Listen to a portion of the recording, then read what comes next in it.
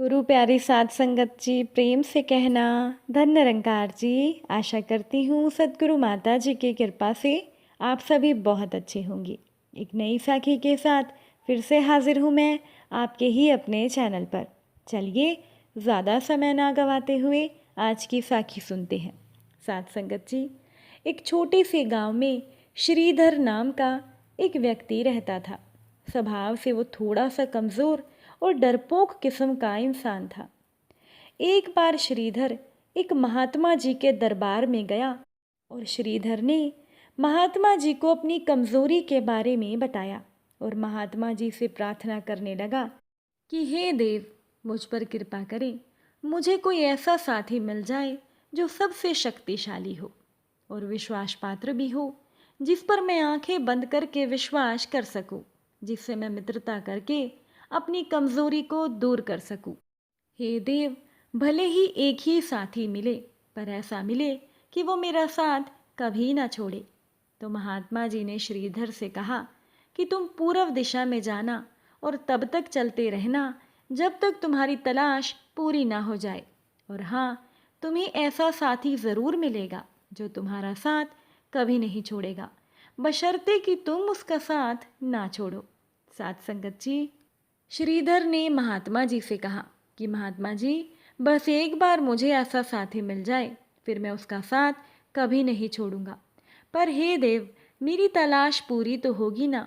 महात्मा जी ने श्रीधर से कहा कि बेटा, अगर तुम सच्चे दिल से उसे पाना चाहते हो तो वो बड़ी आसानी से तुम्हें मिल जाएगा, नहीं तो वो बहुत ही दुर्लभ है।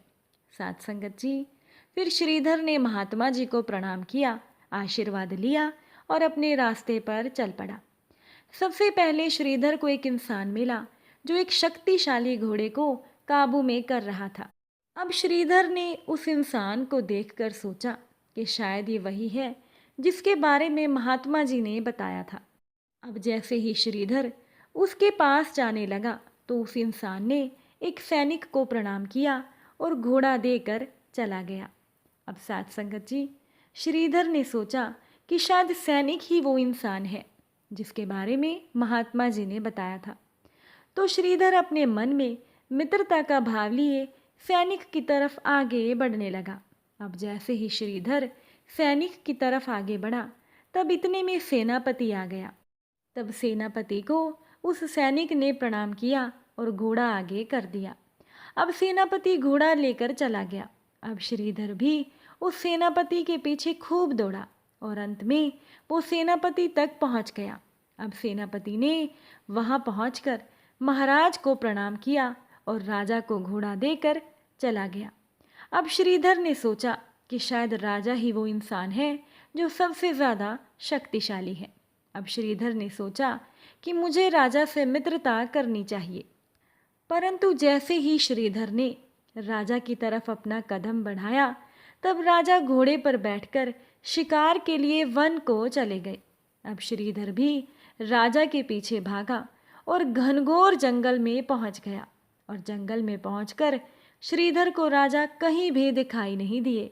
साथ संगत जी, अब प्यास से श्रीधर का गला सूख रहा था। जब वो थोड़ी दूर गया तब उसने देखा कि एक नदी बह रही थी।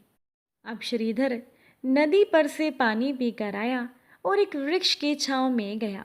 वहां पर श्रीधर ने देखा कि एक राहगीर जमीन पर सोया हुआ था और उस राहगीर के मुख से राम राम की ध्वनि सुनाई दे रही थी और एक काला नाग उस राहगीर के चारों तरफ चक्कर लगा रहा था।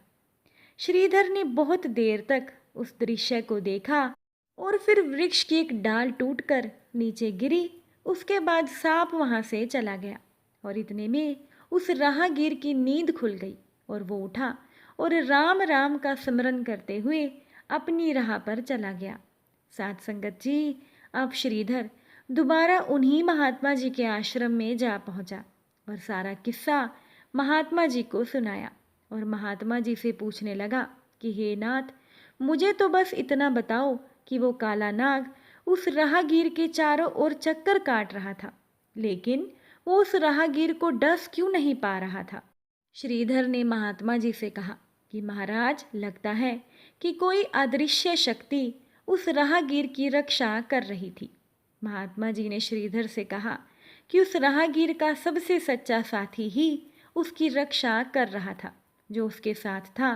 तो श्रीधर ने कहा कि देव, वहाँ तो कोई भी नहीं था, बस संयोगवश हवा चली और पेड़ पर से एक डाली टूटकर उस सांप के पास जाकर गिर गई और नाग चला गया। महात्मा जी ने श्रीधर से कहा कि नहीं, उसका जो सबसे अहम साथी था वही उसकी रक्षा कर रहा था, जो दिखाई तो नहीं दे रहा था लेकिन वो हर पल उस राहगीर को बचा रहा था, और उस साथी का नाम है धर्म। महात्मा जी ने श्रीधर से कहा कि धर्म ही समर्थ और सच्चा साथी है। एक धर्म ही है जो सोने के बाद भी तुम्हारी रक्षा करता है और मरने के बाद भी तुम्हारा साथ देता है। हे वत्स, पाप का कोई रखवाला नहीं हो सकता और धर्म कभी भी असहाय नहीं है। महाभारत के युद्ध में भगवान श्री कृष्ण ने पांडवों का साथ केवल इसीलिए दिया था क्योंकि धर्म उन पांडवों के पक्ष में था। महात्मा जी ने श्रीधर से कहा कि हे वत्स, तुम भी केवल धर्म को ही अपना सच्चा साथी मानना और धर्म को मजबूत बनाना, क्योंकि अगर धर्म तुम्हारे पक्ष में है तो स्वयं भगवान और सतगुरु तुम्हारे साथ हैं। नहीं तो एक दिन तुम्हारे साथ कोई नहीं होगा और कोई तुम्हारा साथ नहीं देगा। लेकिन अगर धर्म मजबूत है तो वो तुम्हें बचा लेगा। इसीलिए तुम धर्म को मजबूत बनाओ। महात्मा जी ने श्रीधर से कहा कि एक बात हमेशा याद रखना कि इस संसार में समय बदलने पर अच्छे से अच्छे साथ छोड़कर चले जाते हैं। केवल एक धर्म ही है जो घनघोर, बीहड़ और गहरे अंधकार में भी तुम्हारा साथ नहीं छोड़ेगा। कदाचित तुम्हारी परछाई भी तुम्हारा साथ छोड़ दे, लेकिन धर्म तुम्हारा साथ कभी नहीं छोड़ेगा, बशर्ते कि तुम उसका साथ ना छोड़ो।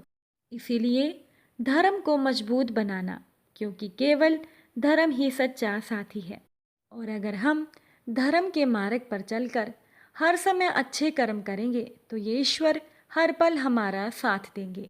और साथ संगत जी, ये ईश्वर, ये निरंकार दाता, ये सद्गुरु अगर हमारे साथ हैं तब कोई भी मुसीबत हमें डरा नहीं सकती। उम्मीद करती हूँ कि साखी आपको अच्छी लगी होगी। अगर अच्छी लगी हो तो अपने विचार कमेंट द्वारा ज़रूर बताइएगा। फिर मुलाकात होगी आपसे नई साखी और नए विचारों के साथ। साथ संगत जी, प्यार से कहना धन निरंकार जी।